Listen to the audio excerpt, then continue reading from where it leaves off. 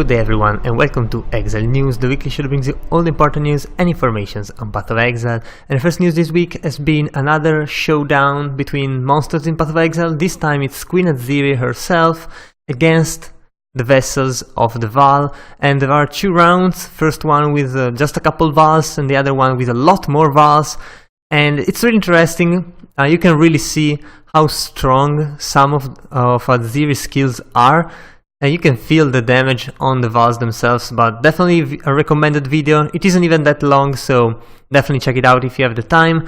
Also, we got some Delve statistics, so it's been pretty much 1 month since the start of Delve, and the league itself is really great. However, the challenges are not as good as they was, in my opinion, and not only my opinion. You can see the curve here.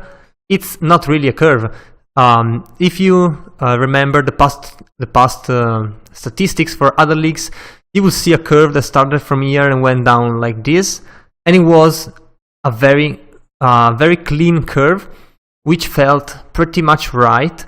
Right now, for everyone who's completed at least one challenge, you can see there is already a huge drop from the first to the second, and then it's kind of stable until 15 or so challenges. So you get your 12th challenge with the microtransaction and all, and then you play some more and you go to like 15 or something. From there to the 24th, it's getting really harder, and you can see the drop down is really steep. Also, after the 24, pretty much everyone just quits the game unless they really want to play more, because you can see only 1.5% of the players went to 24 yet, and only 0.03% got to 36, not even 40, just 36. And I feel like after 1 month, this percentage, or even this percentage, is way too low. And it is clear that ZiggyD is trying to get people to play more of the league by making the challenges more difficult or just requiring more RNG, which in turn means you have to play more.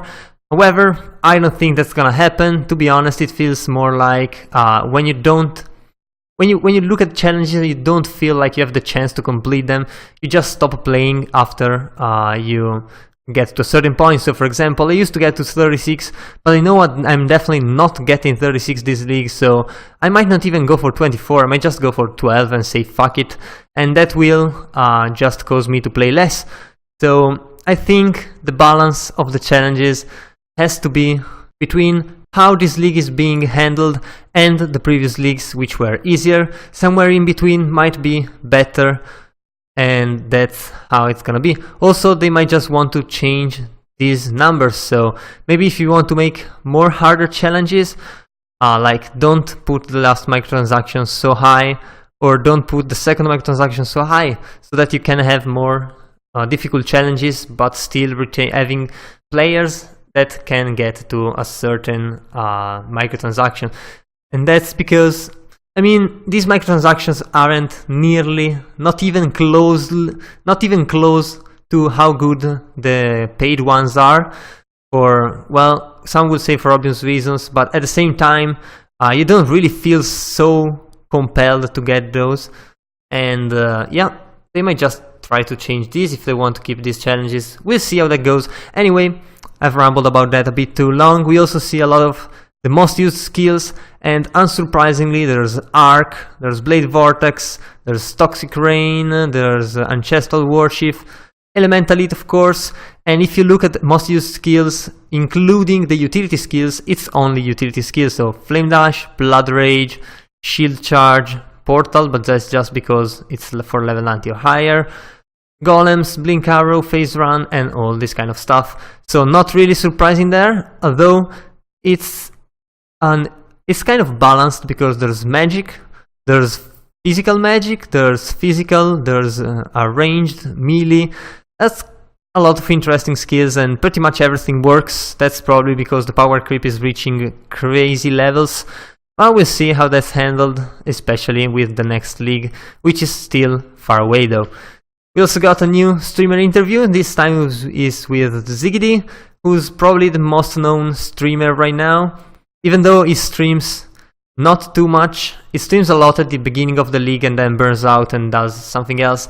He's mostly a YouTuber anyway, and does a lot of other content, so it's also one of the most respected streamers by ZiggyD, and by that I mean that they collaborate with him, giving him a couple headline news sometimes, so they invite him to their studio, he does some playtesting and all that kind of stuff, so it's an interesting relationship, but still kind of an interesting read, especially if you know ZiggyD and want to know more about him.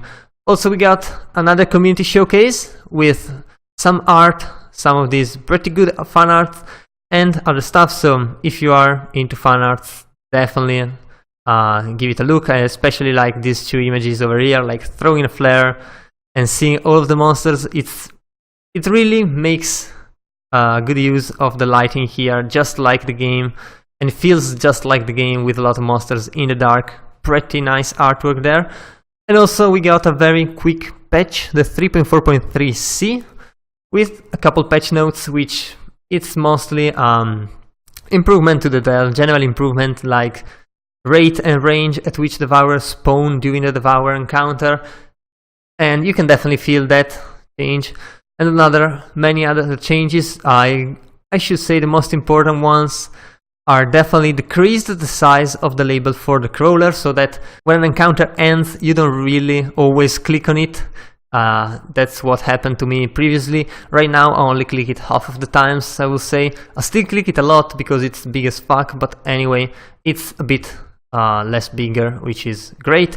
Also, the fractured fossil used to mirror items, which sold for 2 mirror shards, now doesn't work anymore, because when you mirror the item, it generates a new vendor sale price, so it won't sell for 2 mirror shards for the copy as well.